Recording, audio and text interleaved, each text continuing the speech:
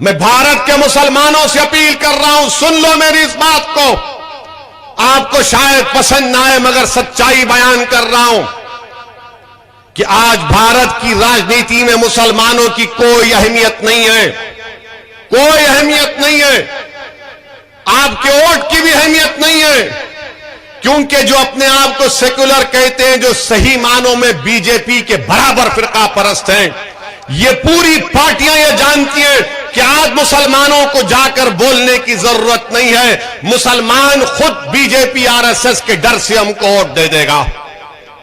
بتاؤ کیا یہ آپ کی حیثیت ہو چکی ہے کہ اپنے ساتھ کھڑا کر کے ایک فوٹو نہیں لینا چاہتے، اپنے منچ پر نہیں بٹھاتے مسلمانوں کو؟ میرے عزیز دوستوں اور بزرگوں، یہ تلخ حقیقت ہے، یاد رکھیے۔ بلقیس بانو کا مسئلہ آیا، کتنوں نے بلقیس بانو کے انصاف کا مطالبہ کیا؟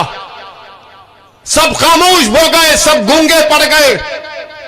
یہی آپ پارٹی کے ایک لیڈر سے کسی ایک میڈیا کے شخص نے پوچھا کہ بلقیس بانو، تو اس نے کہا بلقیس بانو نہیں، ہم سکول اور کلاس روم کی بات کریں گے۔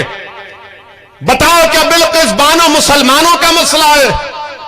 بلقیس بانو بھارت کا مسئلہ ہے، بھارت کی مہیلاؤں کا انصاف کا مسئلہ ہے، مگر بلقیس بانو کے انصاف کی بات نہیں کی جاتی، اس لیے نہیں کی جاتی کہ مسلمان ہیں، اور جب میں بولتا ہوں تو مجھے بدنام کیا جاتا ہے، اور جو لوگ گونگے بن جاتے ہیں، جو لوگ خاموش ہو جاتے ہیں، اور الیکشن جب آتا ہے تو آپ ان کو ووٹ دیتے ہیں اور مجھے سزا دیتے ہیں۔ یہ کون سا انصاف ہے آپ بتائیے کہ جو ہر مسئلے میں آپ کے لیے بولنے والی جماعت ہے؟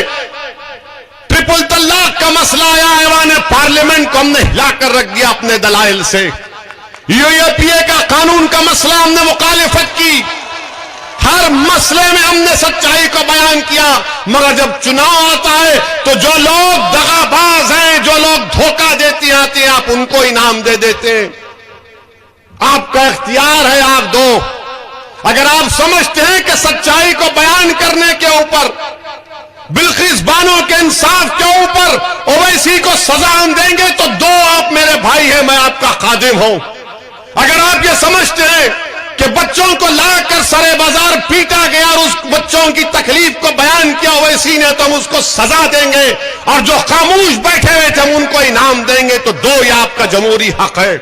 مگر میرے عزیز دوستوں اور بزرگوں، جو لوگ خاموش ہیں وہ آپ کا مذاق اڑا رہے ہیں، جو لوگ خاموش ہیں وہ آپ کا استحصال کر رہے ہیں، جو لوگ خاموش ہیں وہ آپ کی بربادی کے افسانے پلاننگ بنا رہے ہیں، جو لوگ خاموش ہیں وہ ہمیشہ کے لیے آپ کو خاموش کرنا چاہتے ہیں۔ اسی لیے یہ دیوانہ آپ کے درمیان میں کھڑے ہو کر پکار کر کہہ رہا ہے کہ بھارت کی لوکشاہی میں اگر انصاف کو حاصل کرنا ہے، اپنے حق کو حاصل کرنا ہے، جس کا ذمہ، جس کی گارنٹی بھارت کے سنویدھان نے ہم کو دی ہے، تو کیا خاموش بیٹھنے سے ہوگا؟ اٹھو، ایک کوہرام مچا دو۔ میرے عزیز دوستوں اور بزرگوں، یہی بات مجھے آپ تک کہنا تھا کہ آپ اپنے ووٹ کی اہمیت کو سمجھیے۔ مجلس کا ساتھ دینا نہیں دینا یہ آپ کا جمہوری اختیار ہے، مگر میرا کام یہ ہے کہ آپ کے درمیان میں کھڑے ہو کر میں آپ کے سامنے ان باتوں کو رکھوں، آپ سے التجا کروں، آپ کو سمجھانے کی کوشش کروں۔ میرے الفاظ میں اتنی طاقت نہیں ہے، میں گناہگار ہوں کہ آپ کے دل کو موڑ سکوں، مگر میرا ایمان یہ کہتا ہے، میرا ماننا یہ ہے کہ دلوں کو موڑنے والا رب کائنات ہے۔ اللہ ہی آپ کے دلوں کو موڑے گا انشاءاللہ تعالی، اللہ ہی آپ کے دلوں کو موڑے گا۔ میرے عزیز دوستوں اور بزرگوں،